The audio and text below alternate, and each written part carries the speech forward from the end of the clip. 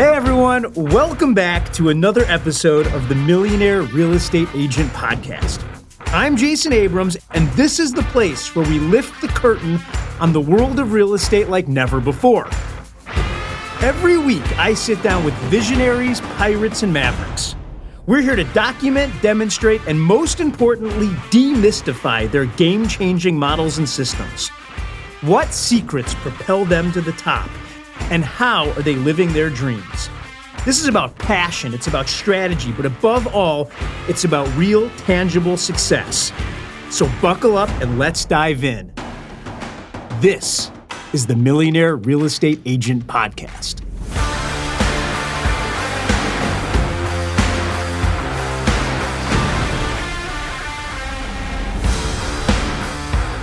Over $1 billion on an annual basis his brokerage sells, and $200 million in his specific team. And he does it all in Ohio. I know, it's unbelievable. Friends, I'm talking about none other than Jose Medina. We are going to go deep and we are going to unpack all things MOFIRs. Make offer for immediate response, because he's going to tell you and he's going to make the argument.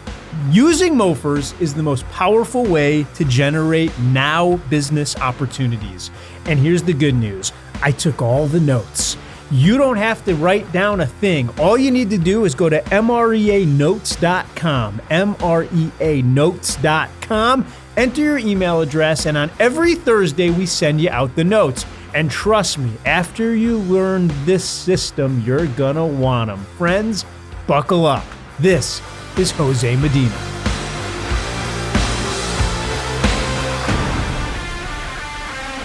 Jose, how are you, sir? I'm excellent, Jason. How about you? Dude, I'm fantastic, and I'm excited about this because your numbers defy the way that I think most people think about real estate. In your brokerages, you've sold over $1.5 billion last year alone, and on your team, you did over $200 million in volume. It's absolutely staggering, the success that you're having. Congratulations. Thanks, Jason. Proud to be part of the KW community. But no one starts that way. It's a 22-year journey for you that you've been in the industry. Take me all the way back to before you got in. How did you end up in the greatest industry in the world? Yeah, so after college, I went and worked at a university for a year. And in that year, I quickly realized I have an authority problem. All right, stop the tape. It took you all the way through college to realize you had a problem with authority?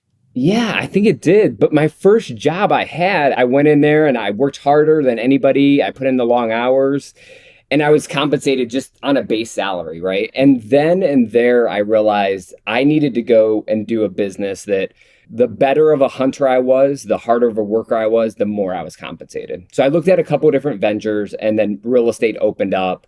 And 22 years later, we're here. Was your degree in real estate? My degree was in communication, and then I had a minor in religion, which actually works out every day in the real estate world. It works out really well. So you come in, you start teaching. You work at a school for a year, is that right? I was actually doing recruitment for a school and admissions, and recruiting kids to come to that university. Decided this wasn't really for me, and I had more of an entrepreneurial spirit, and I really wanted to get into something where I can create my own destiny. So the thing that you learn in that first year is that you have, number one, a problem with authority, and number two, you wanted to have unlimited earning potential, and the harder you worked, the more you wanted to be rewarded. Can you think of a specific incident that happens that gets you clear on that? I mean, I just remember that first year putting in the hours and working more hours than any other employee in the admissions office.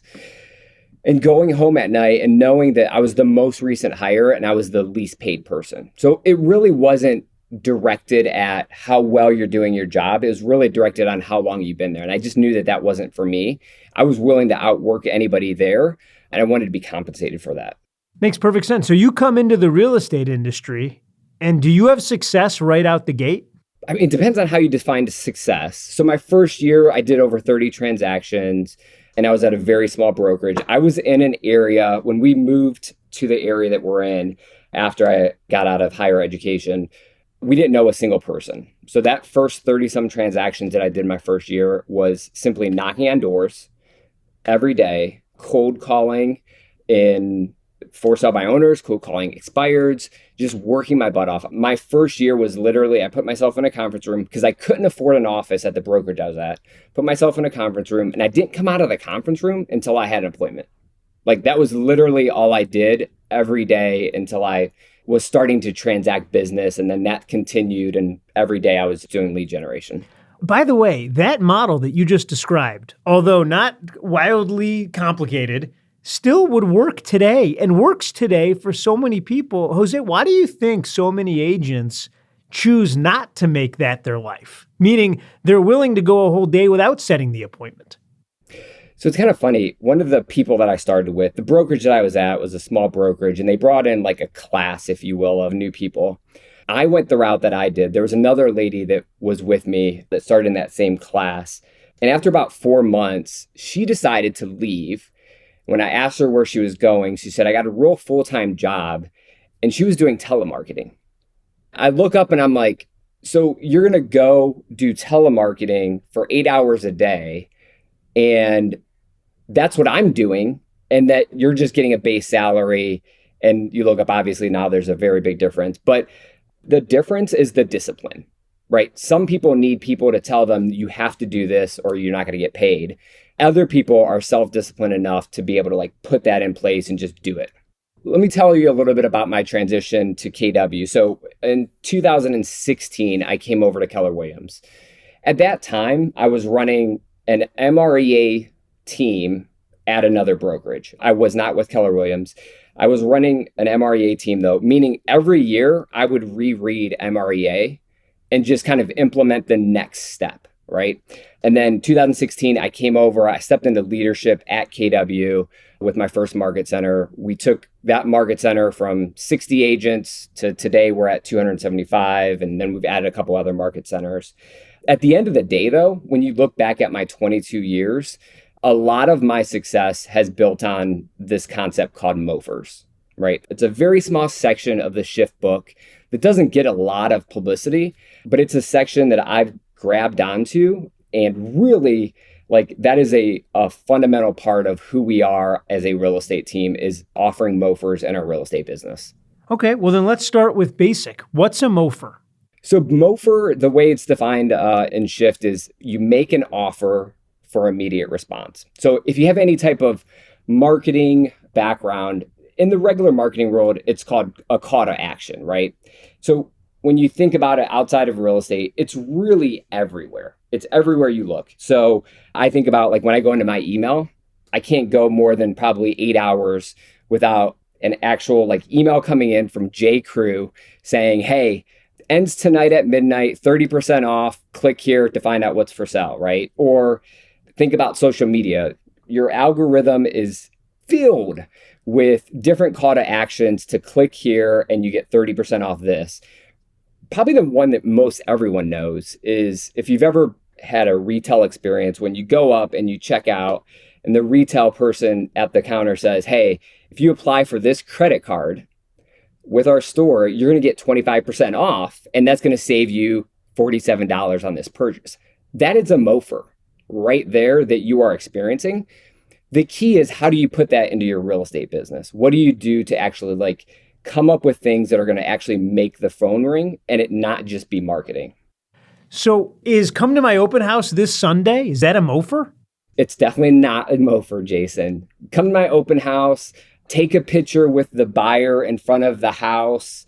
My new listing, those are all marketing and those are good and they have their place.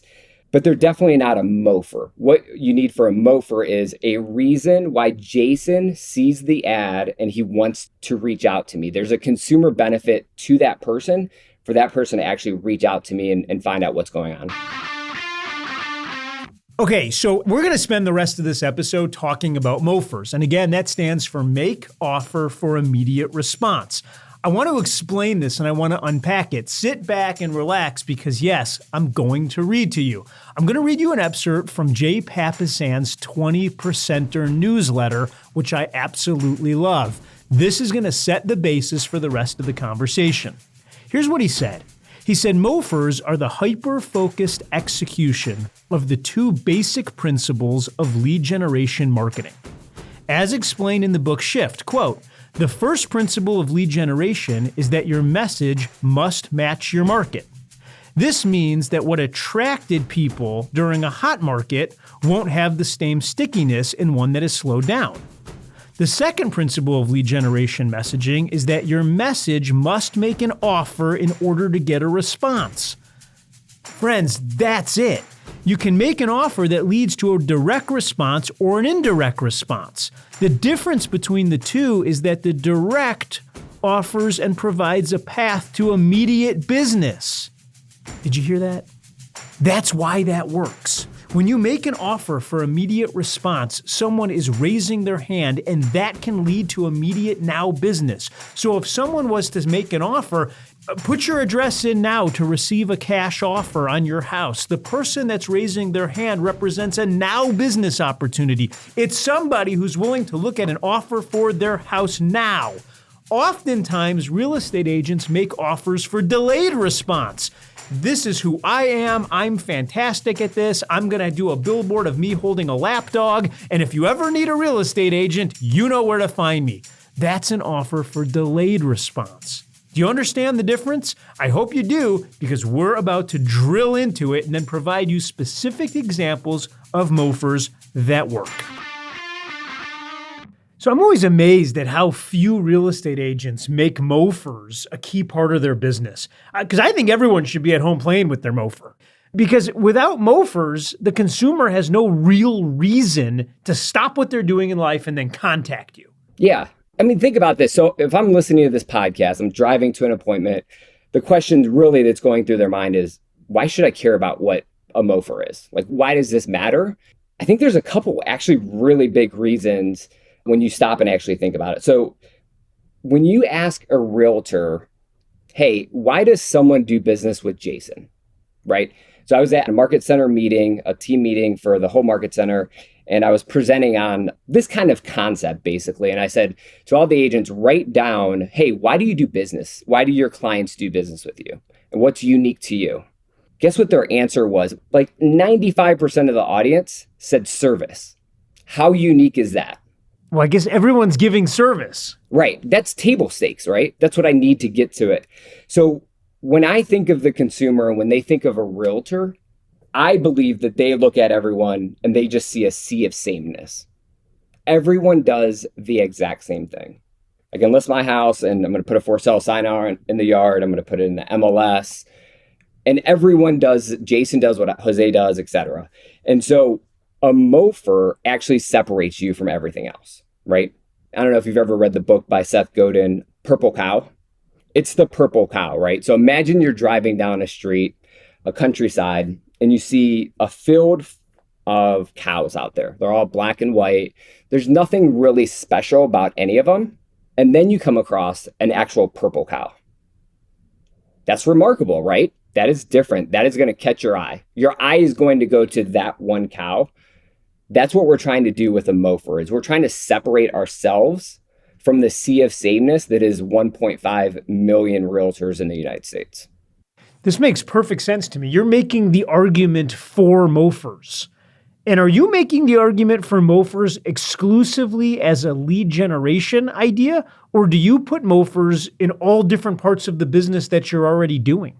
Yeah. If you want to have a business that is not built on you, your personality, your service, you want to have a MOFIR-driven business, right? And so think about the business that most real estate agents are in, which is I return phone calls quickly, I'm prompt, I negotiate. That's great if you want to be the person forever. But if I'm trying to build a business that is bigger than us, I have to have something that can withstand me not being there on every single transaction, right? And that's what MOFIRs can do, is it can take you from a personality-driven business to a product-driven business, which then can make your phone ring. I think that's genius. So, okay, let's say I'm bought in. I'm listening to this and I'm like, this makes all the sense in the world. I don't want to be the product. A MOFIR, a make offer for immediate response. This makes sense to me. How do I go about building a powerful MOFIR? One other thing I'd say about that, though, is MOFIRs, whatever you're doing already, it just makes it that much stronger. So, for example, if I'm doing an open house, I can have an open house and then have information about a program that I have that's beneficial to first-time home buyers or beneficial to hometown heroes, right? You can do all of that, and it just makes it that much better. If you're showing a house, we tell our agents to come with some different MOFIRs, some different programs that's going to separate you from all of the competition, right? We have a group of inside sales agents. They call for sell by owners in a TCPA friendly environment, but they're not only calling for sell by owners, they're calling them with a MOFIR, with a program that's actually going to help that seller. So it was last week, we set 12 listing appointments.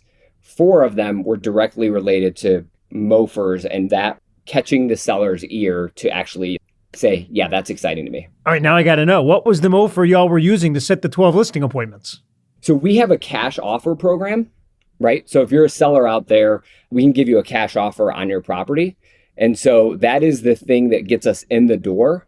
We'll give them a cash offer. We show them what their couple options are, and then that directly leads to us being able to show our value as a realtor. So let's go into how do you create 4 MOFIRs. So we've been teaching on this for a while, but we call it the 4 O's to creating a MOFIR. So the first thing is we need to find the obstacle.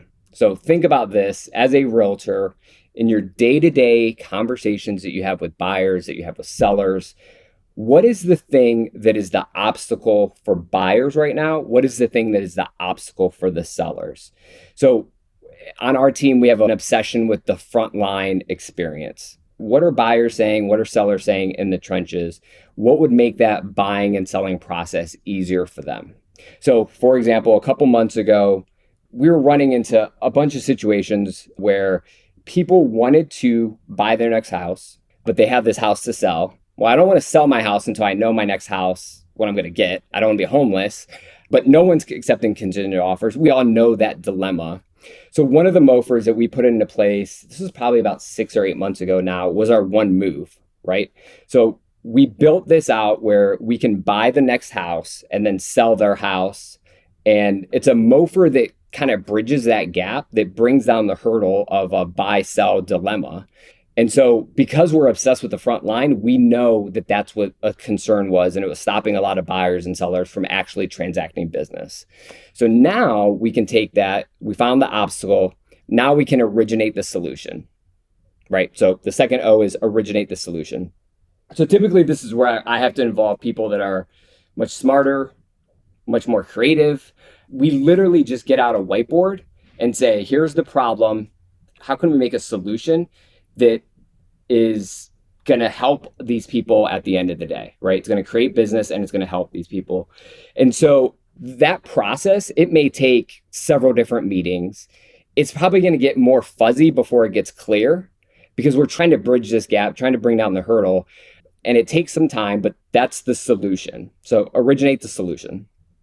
The third one is then offer it to the masses. This is the marketing part of it, right? I've came across where agents do similar things than us. They just don't tell anybody. So for example, very early on, we had an easy exit listing. I was in a competing listing appointment with another agent. I got the listing. The seller called them and said, hey, I'm going with Jose because they have an easy exit listing. The other agent was like, well, I would do that too. Well, that's good to know, but you didn't market it to anybody, right? You didn't even tell them. So getting it out there is the next one, is offering it to the masses. The key is overlaying it on what you already do, right? And so if I'm doing viral videos to my database, now my viral videos are, here's the spring market, here's the problem that we're seeing with a lot of buyers and sellers. Oh, and here's the solution that we offer through this program, right? So we're already doing the touches to the database. We're just now overlaying extra value on top of it with the program that we have. That's kind of where I can get creative with trademarking it or giving it a catchy name or really kind of making it my own within the marketplace. 100%. And the last O is open to change. So meaning we've went to the whiteboard before, we've came up with solutions that kind of fell flat on its face, or it wasn't a timely solution for the market. Meaning one of our programs is a sell it now, right? Which means we'll give you a cash offer on your house to compete with like an Open Door or OfferPad. Well, that wasn't all that popular in the last 2.5 years, right? When houses are selling in 36 minutes, an instant offer isn't that exciting. Now that the market's shifting a little bit, the amount of sell it now requests that we're getting has quadrupled compared to what it was a year ago. So knowing that the market will change, knowing that we have to adapt and make different mofers for the different markets is really key. There was a time where our biggest mofer was what's called an easy exit listing. You can get out of your contract at any point when you list with me. If you're not happy, you can cancel it. Again, if a listing is selling in 36 minutes, it's not that relevant. As houses start to sit on the market, it's going to be something that's going to become more timely for the market. So I love this. And I love the fact that you're giving us some examples. So you have the sell it now, the easy exit. Any other mofers that you guys have played with in the past? Yeah. So one that we have had consistently for several years now is what we call the HELP program. It stands for the Homeowner Enhancement Loan Program. So basically what that is, I go to your house, Jason, it's a mess. You need new countertops, you need new flooring. But I know if we do this, we can list the house for $650. We will loan money up front to that person with assigned all the documentation to protect us. And we'll give you the $25,000 to get the house up to condition, and then you pay us back at closing. So it's a way for us to stand apart from the 3 other realtors that you talk to, right? Give you some value that no one else can do, and put our money where our mouth is to be able to help you kind of with this transition. The first step here was identify the obstacle. And I'm thinking, okay, you're obsessed with frontline. So you must have heard a bunch of your agents come back and say, look, they want to sell, but this place is a mess. Jose, we got a problem. These things are going to be low priced, or they're just going to sit on the market. Is that the kind of conversation you're having to come up with the HELP program? Absolutely. Yeah, it's the conversation that we are sitting across the table from the seller or the buyer to say, hey, this is the problem. How can we help you fix it? How can we just be different than everyone else out there that just wants to list your house, right? Another one that we have is our Hero Benefit Program. This one was actually built out of me getting really annoyed with referral fees to other companies, right? So there's other companies out there that came up with a program that says that they do marketing and then they sell the information back to an agent and take a very lofty referral fee. And I said, look, I had a past client call me and say, hey, are you part of this program? And I said, no, I'm not, but here's what I can do for you. And so that created this program, this is a very beginner level where anybody in their business right now can go ahead and implement this. You don't have to have tons of money, tons of capital or anything. You just have to have a commitment to helping the client. So what we did was we went out to all of our vendors and came up with 25 plus incentives for people that we would consider a hero. Here's the thing. You can consider a hero however you want, Jason, right? It could be law enforcement. It could be nurses. It could be whoever you want to create. And so we went to each one of our vendors and came up with a booklet of value, right? And so we, at an open house, we're sitting there with our hero benefit package. So if we come in and we're making small talk with you, Jason, and you fall into the hero program, we're going to talk to you about how we can help you versus the next agent that you go to at an open house, right? And guess what? That doesn't cost us anything. It doesn't cost us anything besides goodwill with our HVAC guy, with our key guy, our locksmith, right? So all of that stuff doesn't have to cost you a lot of money for it to make you stand out. So what's the technology? Because the first one was I had to identify the obstacles. Then I had to come up with my solutions. And you've just kind of walked us through the thinking about doing that. But now I got to offer it to the masses. How do I do that? Are you saying like go on social media and make videos? Do I hire another company to send the emails and make my life easier? Do I have to suddenly become some sort of technology Jedi to make all these touches? Pretend I'm just starting out, Jose, and coach me through it. Yeah, and I think you're going to have to figure out what's in your budget, right? What's in your budget and what you can afford. But whatever you're doing for marketing, all you need to do is overlay it. So for example, if my thing is open houses, because that's how I started. Open houses, 23 years old, I didn't have $1 to my name. I just did open houses all the time, right? And so if I'm the guy that doesn't have a lot of time or I don't have a lot of money, I'm putting my time and energy into it. So I'm doing open houses. So all I'm doing is creating material to give away at the open house that talks about the mofer. I totally get that. For free, I can do the activities that I'm doing now and simply make offers for immediate response during them to increase my conversion rate. Now, take it the other way, because our listeners have all the money, because our listeners are all mega agents. So what if I'm just loaded with cash and I want to make this thing happen fast? What's my play? Yeah, I'll tell you what we're doing. We do video emails to our database twice a month. Right? So everybody that's in our database is getting a video email. We use a company called Viral, and they handle everything. They put it together, make it look good.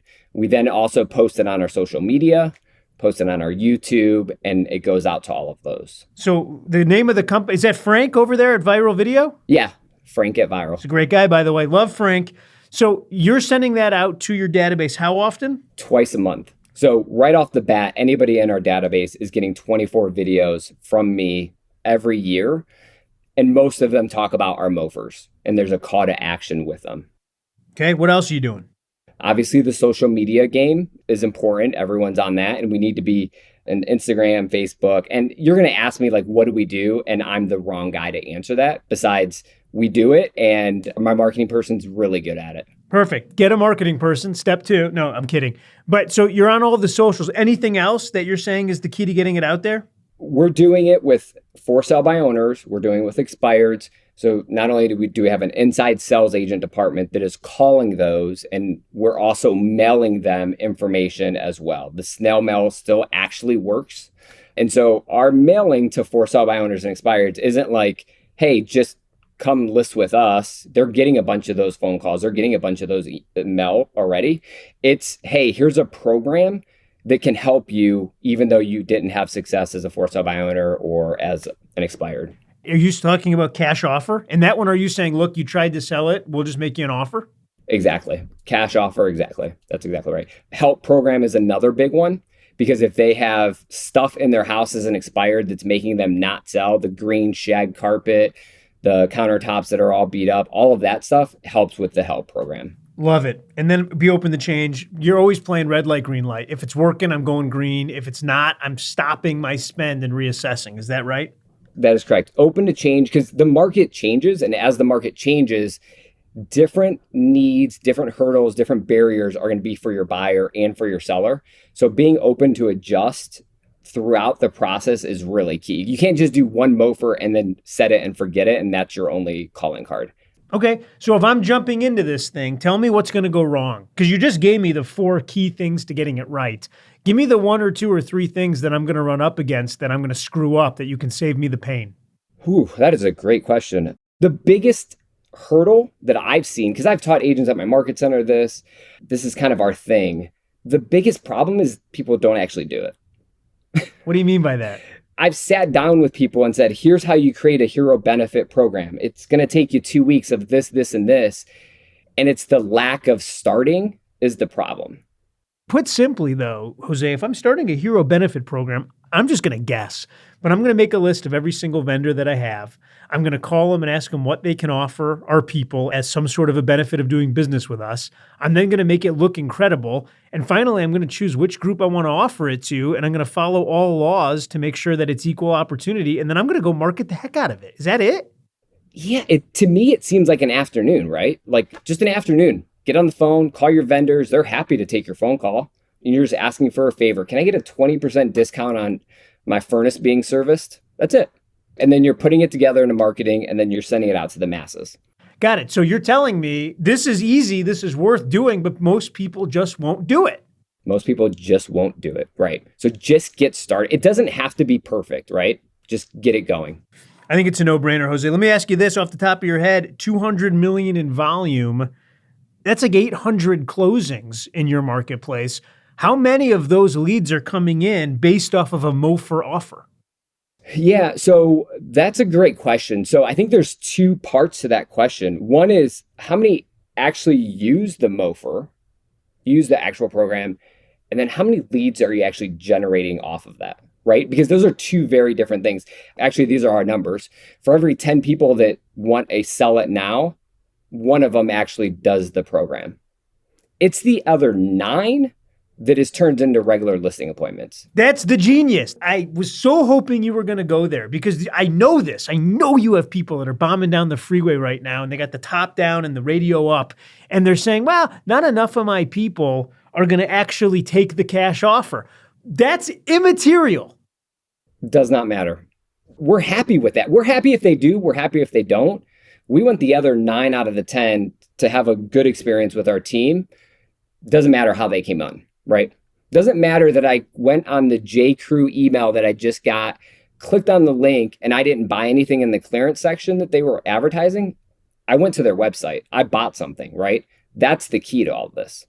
Friends, there it is. Jose, join us in the lightning round. We're going to ask you a series of questions. We want the first thing that comes to your mind. All right. What's your favorite color? Black. What is your favorite food? Eggs. I eat them all day. Stop the lightning round.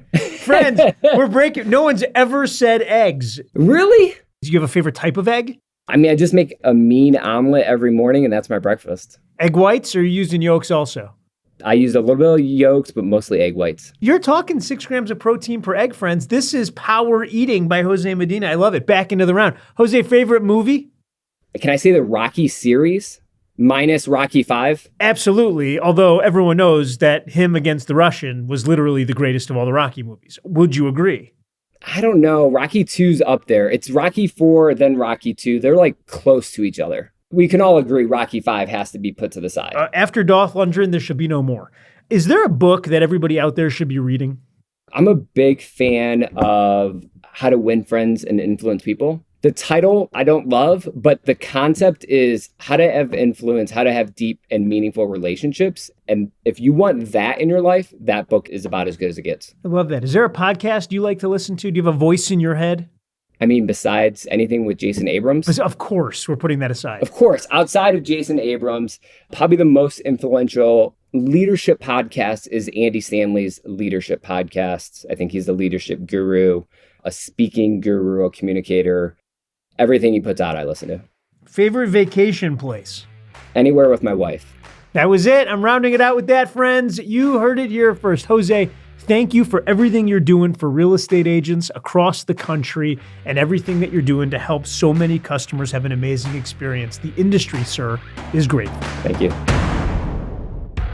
It's simple, right? I mean, at the end of the day, if you're sitting there and now you're thinking, okay, how do I make this actionable? You simply follow his 4 steps to making the MOFIR. Number 1, find the obstacle. And I thought this was really smart and often overlooked. He says, I prize frontline information more than anything else. What does that actually mean? It means that the people that are sitting with the buyers and sellers are hearing firsthand what their objections are. Once you hear a single objection enough, now boom, you have an obstacle that you can go help people solve. Number 2, originate the solution. Okay, we now know what the problem is. How are we gonna help them solve it? And what's the offer we're gonna make to do it? Which is then number 3, offer it to the masses. Friends, if you're hearing it coming up on multiple appointments, I promise at scale, a bunch of people have the problem and he's just throwing it out to the entire world. And then number 4, be open to change. The best lead generation models are the ones that you play red light, green light with. It's working, we go harder. It's not working, we pull back and we reassess. There's no reason that everybody shouldn't be playing with their MOFIR, and there's no reason that everybody shouldn't be having a portion of their messaging that's 100% MOFIR based. Go forth and do likewise. There it is. That wraps another episode. Friends, I don't know what you're taking out of this. I really don't. I'll tell you what I want you to be taking out of it, which is these are the people that are having tremendously big lives. And the reason it's happening is because they're setting up the models and systems to do just that. Gary Keller told me that leadership is teaching people how to think so that they do the things they need to do when they need to do them, so that ultimately they get the things they want when they want to have them. And that's what I want for you. You're all leaders, but it begins with leading ourselves. If you're enjoying this podcast, I want you to click the subscribe button anywhere that you get your podcasts. We want to be the voice in your head every single week. And every week we're dropping new content. We also send out a newsletter at the conclusion of every show to make sure that you get the highest points in the models and systems that were discussed. So if you want to sign up, I need your name and your email address. Head over to the millionaireagentpodcast.com. millionaireagentpodcast.com. Enter your name and your email address, and every week that newsletter will be in your box. Friends, you just went on a journey. I hope that what happens between now and the next time we meet is absolutely wonderful for you. Thanks for listening. I'll see you next week. This podcast is for general informational purposes only. The views, thoughts, and opinions of the guest represent those of the guest and not KWRI and its affiliates, and should not be construed as financial, economic, legal, tax, or other advice. This podcast is provided without any warranty or guarantee of its accuracy, completeness, timeliness, or results from using the information.